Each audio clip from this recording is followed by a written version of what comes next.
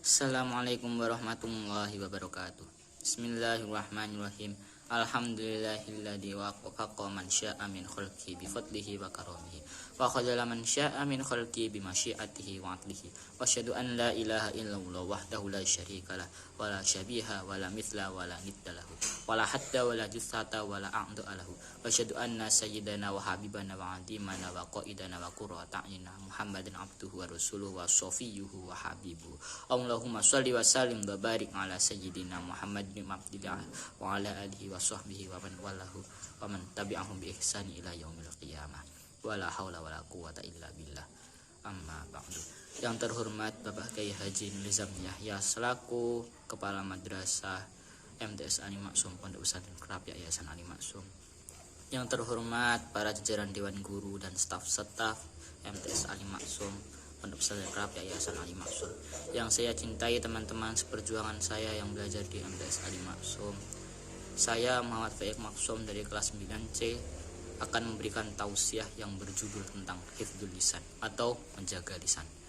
Diam dari perkara yang tidak ada pahalanya adalah pimpinan akhlak mulia karena menyelamatkan pelakunya dari gibah, mencaci maki, mengejek, mendoakan hal-hal tercela dan perkara yang tercela lainnya.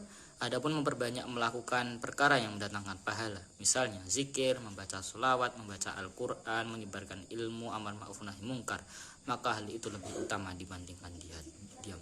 Jihad itu adalah puncak agama, namun diam lebih utama, yaitu yang paling tinggi nilainya jika dilihat. Hal itu dikarenakan jihad bisa diketahui dari tempat jauh, seperti guduk unta yang bisa dilihat dari kejauhan. Diam itu merupakan hikmah dan tidak banyak yang melaksanakannya karena belum mengetahui hal itu. Memang tidak banyak orang yang mau diam dari mengemukakan hal-hal yang sesungguhnya menyebabkan kehinaan dirinya sendiri. Diucapkan daratan adalah lisan, sedangkan lautan adalah hati. Maka apabila lisan rusak, maka pribadi-pribadi manusia yang akan menangisinya. Dan apabila hati yang rusak, maka para malaikatlah yang akan menangisinya. Lisan rusak misalnya dengan mencaci maki, mengadu domba, menghasut orang lain, dan lain-lain. Sedangkan hati rusak diumpamakan dengan sikap pamer, riya, ujub, dan lain-lain. Ada pendapat yang mengatakan bahwa hikmah lidah diciptakan hanya satu, yaitu untuk mengingat hamba Allah Subhanahu wa taala. Bahwa janganlah dia mengatakan sesuatu selain perkataan yang penting dan baik. Pendapat lain mengatakan bahwa sesungguhnya ucapan berzikir dalam berbagai bahasa hanya ditunjukkan kepada Allah yang Maha Esa. Begitu pula dengan hati. Dia diciptakan tunggal, sedangkan mata dan telinga jumlahnya adalah berpasangan. Selain itu ada pendapat lain yang mengatakan bahwa kebutuhan pendengaran dan penglihatan lebih banyak daripada kebutuhan lisan. Lautan diibaratkan dengan hati karena sama-sama sangat dalam dan luas. Dari Hamid Al-Laghaf bahwa kepadanya dimohon wasiat oleh seseorang. Lalu Hamid Al-Laghaf mengatakan dalam pesannya, kamu harus menjadikan sampul untuk agamamu seperti sampul mushaf. Kemudian orang yang menanyakan kepada Hamid Al-Laghaf bertanya, apakah sampul agama itu? Maka beliau menjawab, yang dimaksud sampul agama adalah tidak berbicara kecuali dalam pembicaraan penting, meninggalkan dunia selain apa-apa yang diperlukan, dan tidak bergaul dengan agama manusia selain dalam pergaulan yang penting. Diam lebih utama daripada sedekah. Diam dapat menambah kewibawaan, yang hal ini pertanda adanya ilmu. Sesungguhnya orang yang bodoh itu tidak akan dapat diketahui kebodohannya jika dia tidak berbicara. Dari pernyataan tersebut dapat diambil kesimpulan bahwa diam dari perkara yang tidak ada pahalanya adalah pimpinan akhlak mulia karena menyelamatkan pelakunya dari perbuatan yang tercela. Adapun memperbanyak melakukan perkara yang mendatangkan pahala, maka hal itu lebih utama dan lebih baik daripada diam. Dikatakan bahwa diam itu bagaikan emas dan berbicara yang baik adalah permata. Jika itu adalah puncak agama, maka diam lebih utama, yaitu yang paling tinggi nilainya jika dilihat diam adalah hikmah. Dalam sebuah hadis an Anas radhiyallahu anhu qala Rasulullah sallallahu alaihi wasallam as-sumtu hikamun wa qalilun fa'iluhu akhrajahu al-Baihaqi fi asy-Syu'abi bi sanadin dhaifin wa sahaha annahu mauqufun min qouli Luqman al-Hakim. Yang artinya dari Anas beliau berkata, Rasulullah sallallahu alaihi wasallam bersabda, diam adalah hikmah dan sedikit yang melakukannya. Hadis riwayat Imam Al-Baihaqi dalam kitabnya Syu'abul Iman dengan sanad yang dhaif. Dan sebagian ulama membenarkan bahwasanya hadis ini adalah dari perkataan Luqman Al-Hakim. Luqman Al-Hakim sendiri adalah sosok yang telah makruf. Allah abadikan namanya dalam Al-Quran pada salah satu surat yang dikenal dengan nama surat Luqman. Terdapat ikhtilaf di kalangan para ulama, apakah Luqman ini seorang nabi atau bukan.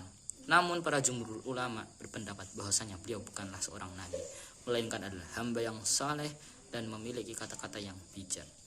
Ibnu Hajar Al-Asqalani berkata, diriwayatkan dalam Al-Mustadrak dalam sanad sahih bahwa Anas bin Malik berkata, dahulu dikala Luqman menyaksikan Nabi Daud membuat baju perang, ia pun takjub dan ingin menanyakan perihal itu. Namun lantaran hikmah yang dianugerahkan Allah kepadanya, maka ia urungkan niatnya untuk bertanya. Narasi ini secara jelas menyebutkan bahwasannya Luqman Al-Hakim telah hidup sezaman dengan Nabi Daud. Beliau juga mengutip pendapat mayoritas ulama yang juga diriwayatkan sebagai pendapat Mujahid bahwa Luqman adalah seorang soleh dan bukan seorang nabi. Dapat dilihat oleh Ibnu Hajar Al-Asqalani yang wafat pada tahun 852 Hijriah. Terdapat dalam kitab Fathul Bari jilid 6 halaman 466. Disebutkan bahwa di antara kata-katanya yang bijak adalah perkataannya ini, bahwasanya diam adalah hikmah, namun sedikit orang yang melakukannya.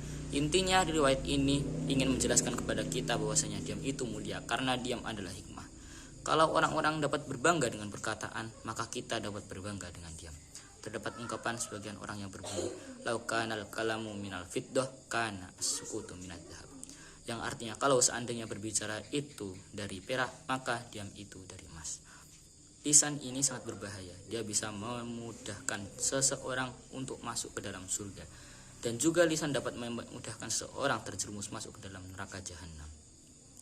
Maka ada sebuah